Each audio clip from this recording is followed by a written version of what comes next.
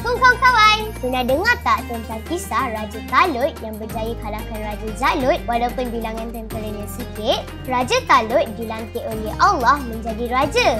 Walaupun dia bukan dari keturunan yang kaya, Talut dianugerahkan ilmu dan badan yang kuat. Suatu hari, Raja Talut membawa tenteranya berperang dengan tentera Raja Jalut. Sebelum memulakan perjalanan, Raja Talut berkata, "Kamu semua akan diuji dengan air sungai. Siapa yang minum banyak, kamu bukan pengikutku. Siapa yang minum secukupnya, kamu adalah pengikutku." Setibanya mereka di sungai, cuaca panas dan ramai tentera terasa sangat dahaga. Ramai yang minum sampai kenyang.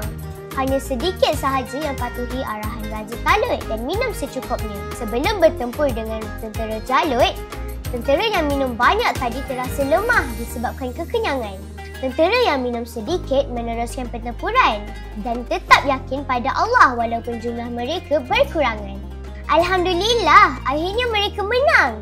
Hebat kan? Kita harus sabar menghadapi ujian kerana setiap ujian mesti ada hikmah.